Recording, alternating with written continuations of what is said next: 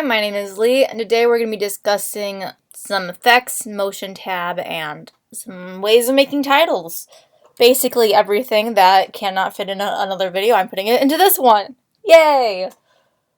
So I already have a sequence in my sequence window called motion tab, and I have grabbed all the B-roll that I used in the interview from a couple videos ago.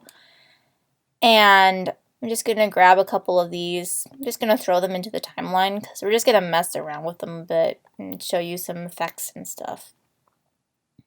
So just going to pile them on, make sure that this is going.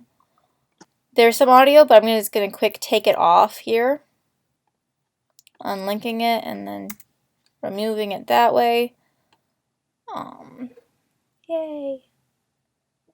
So what we're going to do is we're going to do a couple of things. So firstly, in our effects controls, let's switch these. So let's see, go. I'm going to do a fake Ken Burns effect quick. So I'm going to, using the motion tab, I'm going to have it, make sure that it's on, I don't know what that was, but okay. I'm going to make sure it's on this file, and then I have all of these assets here, and all of these are animatable because they have these stopwatches on them.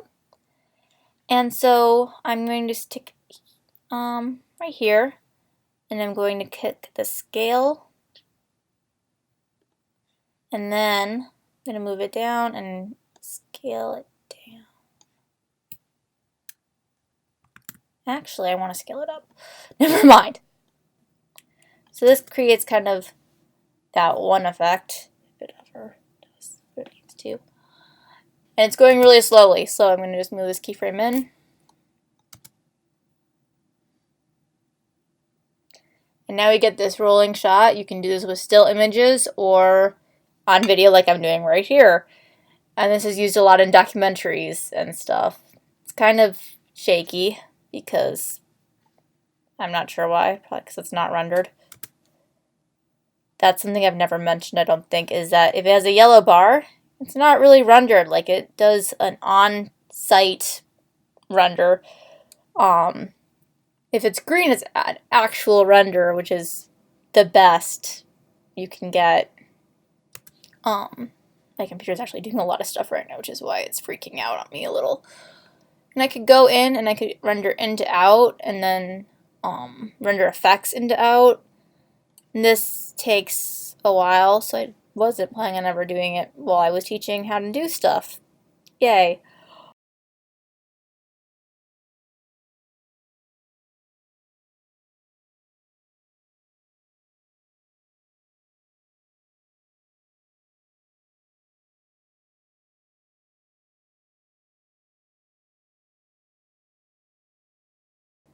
So that's something, as we've just made a very cool Ken Burns effect using keyframes in our motion tab. And we could have, let's do it on this one instead. But we could scale this up and then have it slide from, I keep moving it weird, so just a second. We can have this slide from position 1 to, not that way, oh, okay, that way, to position B, like so. Just messing with this, making sure the stopwatch is on. If keyframes are showing up, you're doing it right.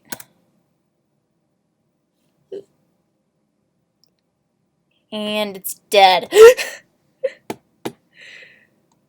No, well, it's showing up like it's doing it properly, but it's not.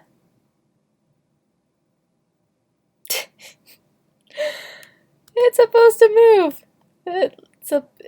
When I scrub it, moves properly, so I don't know. Let's move that in.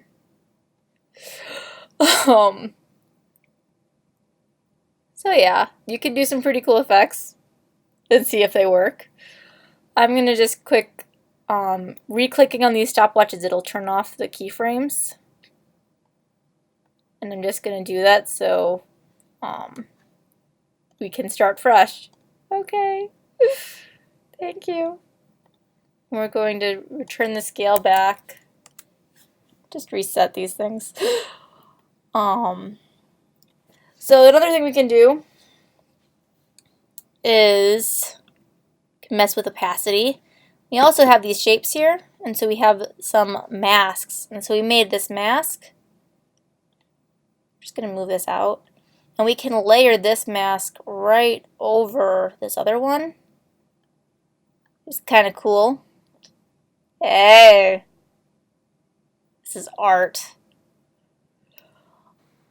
So yeah, that's the motion tab, is that kind of thing. You can change the opacity. You can do some time remapping so you can get this, make this bead go faster or slower.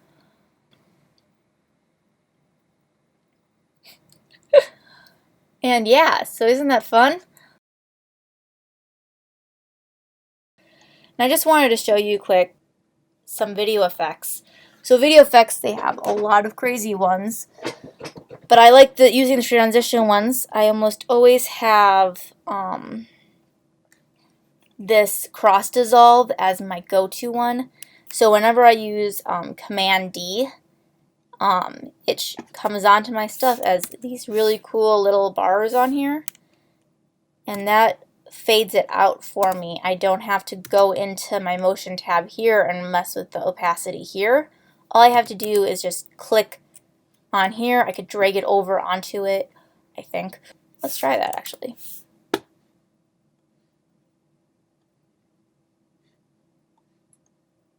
Nope. Command D, I guess, is the way to go with that. And that way it can just fade in and out. You can mess with a lot of different ones of these. We can, I've noticed, I guess, is the main thing is you want to right click and set as default transition. And that's the only way I figured out to get it to work. There's probably a better way. There's also some keying in here if you're doing some basic green screen stuff. You can do some stylized things. Remember how well that worked out for me last time. You can do some distortion, like a warp stabilizer if we have a really shaky shot. Let's do a mirror.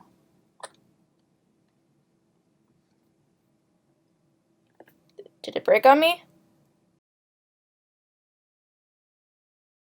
So yeah, you can go into video effects. You also have some audio effects. The Lumetri presets are in here, other presets. Let's go into a slide and just do a push, and we're gonna reset as default transition and then just Command B, and then this will just push it across, which is just basically just moving the position across it, but it does it for you, which just, if you're doing something in a rush or it just saves you time. Let's do another one of these transition quicks just so you can see some of the differences. I'm trying to find one that I really like. Let's do a page peel. See if it works. Yeah. We got some red on here, which it means that it is not rendered whatsoever. It's going to be really slow. It's not that bad actually.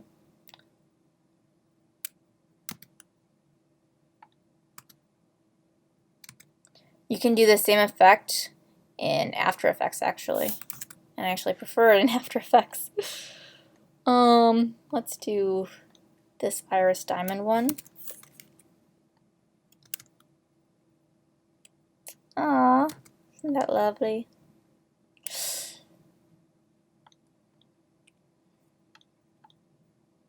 You can also do dips to black and dips to white. Let's try this one.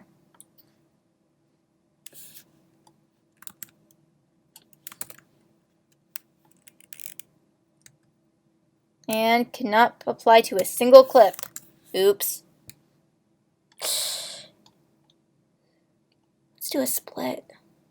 Because I can't do those in real life, so might as well do them in editing.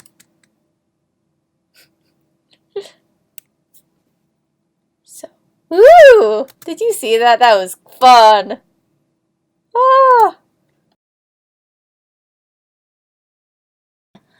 I guess that's everything for today. I hope you have a wonderful day, and we'll see you next time. Bye.